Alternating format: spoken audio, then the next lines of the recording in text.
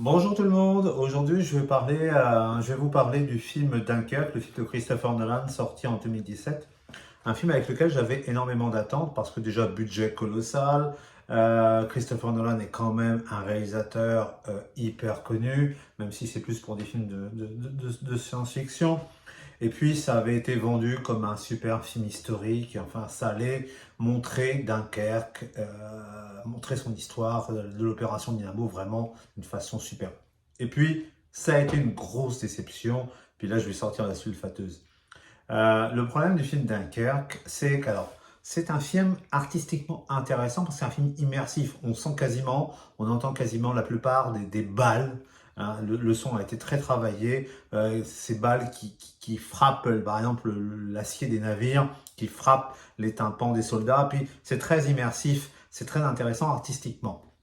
On suit l'histoire de jeunes soldats anglais qui attendent simplement d'être rapatriés vers la Grande-Bretagne. Bon. Ça, d'accord, ok.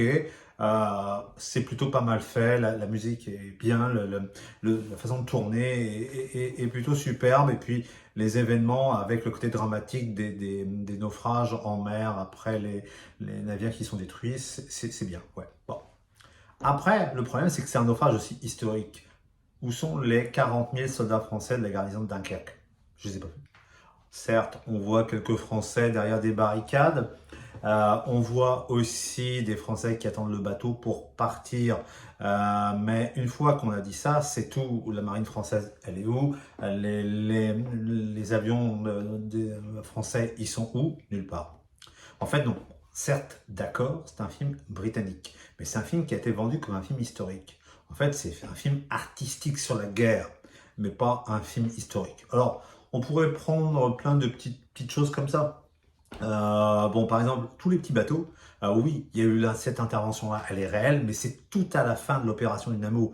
Là, tel que c'est montré dans le film, ils ont fait un pont permanent pendant 3 semaines, ce qui n'est pas du tout le cas. Bon. Euh, le fait aussi du Spitfire qui vole le moteur, il n'y a plus de moteur, mais il veut continuer à voler pendant quelques temps. Bravo, je dis bravo. Le fait aussi, par exemple, les pilotes portent leur groin, ce qu'on appelle le groin, donc leur masque à oxygène. En fait, la plupart des combats étaient à moins de 500 mètres d'altitude. Puis cette altitude-là, en général, les pilotes trouvent ça beaucoup plus encombrant et ne le mettent pas. Donc il y a plein de petits défauts comme ça qui auraient pu être gommés. Et puis par exemple, je prends l'exemple de ce commandant britannique de la Royal Navy. En fait, c'est un commandant canadien du nom de Gluston. Eh bien, il a vraiment existé. Mais pourquoi on lui a changé son nom? C'est quand même quelqu'un qui a eu un destin assez fort, puisqu'en plus il est mort à Dunkerque pendant l'opération Dynamo. Donc pourquoi faire cette injure de changer son personnage? Il y avait suffisamment de matière. Alors, le réalisateur a dit que parce que ça aurait été trop complexe pour lui rendre hommage, de faire son destin de A à Z. Mais non, c'était justement l'occasion de le faire. Bref, artistiquement, c'est un film intéressant, mais historiquement parlant, c'est pas un bon film. Et puis c'est dommage, c'est surtout parce qu'il a été vendu comme ça. Donc je trouve ça dommage, et puis j'espère que l'avenir Christopher Nolan se contentera de faire des films de SF, et là pour lequel il est vraiment doué. Merci, on se retrouve la prochaine fois, bye bye.